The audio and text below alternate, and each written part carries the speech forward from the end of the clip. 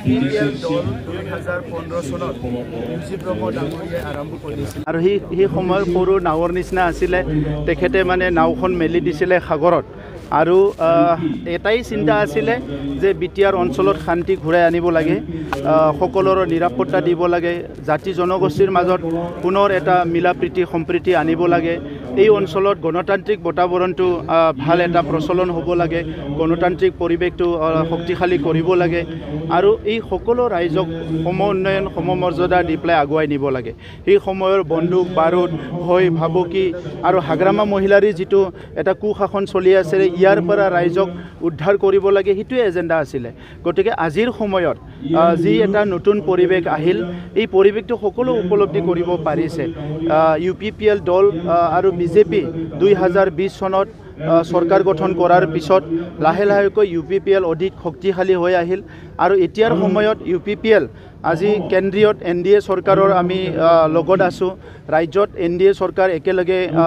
part হৈ আছো আৰু কাউন্সিলত আমি সৰকাৰ চলাই আছো সো এনেকুৱা সময়ত আজি বিভিন্ন দলৰ নেতৃবৃন্দই আহি UPPL দলত যোগদান কৰিছে খাম্ফা বৰগয়াৰী ডাঙৰীয়া আগৰ BPFৰ সময়ত ডেপুটি চিফ আছিলে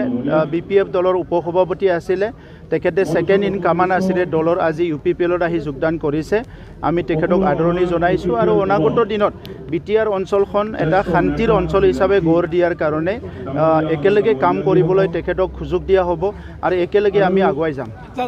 এটা সময়ত সোহাত বাওহাত দুটাই আছিলে চন্দন খাম্পা এতিয়া দুটাই আপোনাৰ লগত এতিয়া BPFৰ এইটো হাগ্ৰামা মহিলাৰ তেখেতৰ ভুলৰ কাৰণে হৈছে আৰু বহুত নেতাসকলে ইতিমধ্যে যোগাযোগ কৰিছে তেখেতসকলে আহিব আমাৰ উদ্দেশ্যটো হৈছে বিটিআৰখন গঢ়িব লাগে বড়ো জনগোষ্ঠীক আগুৱাই নিব লাগে অইন জনগোষ্ঠীকো আগুৱাই নিব লাগে আৰু বিটিআৰ অঞ্চলটো যাতে অনাগত 25-30 বছৰ 50 বছৰৰ পুনৰ অশান্ত নহয় সেইটোকে আমি লক্ষ্য ৰাখি একেলগে মিলি কাম কৰিব লাগে থ্যাংক ইউ ৰিজাল্ট হোৱাৰ পিছত কম বিজয় হৈছে অলৰেডি কেজৰিৱালে হাৰিছে অলৰেডি সব পলিটিক্সটো কেতিয়াও ক'ব নোৱাৰে যোনে ৰাইজৰ লগত থাকে ৰাইজৰ ভাল কাম কৰে ৰাইজৰ মৰমটো পাব পাৰে ৰাইজক বিশ্বাসত ল'ব পাৰে হিয়ে সৰকাৰ গঠন কৰিব সেইটোতো পৰিৱেশে আছে গতিকে কেজৰিৱাল ডাঙৰীয়া একপক্ষীয়ভাৱে তেখেতে অলপমান একানৈকতবাদৰ নিচিনা কথাবিলাক কৈছিলে কাম কৰিছিলে আৰু সেই কথাবিলাক আমাৰ দিল্লীৰ জনতাই ভাল পোৱা নাছিলে হয়তো আৰু তাৰ বাহিৰেও দিল্লীখন আগৰ যিটো দিল্লী আছিলে লাহে লাহেকৈ দিল্লীখন খুব লেতেৰা হৈ গৈছিলে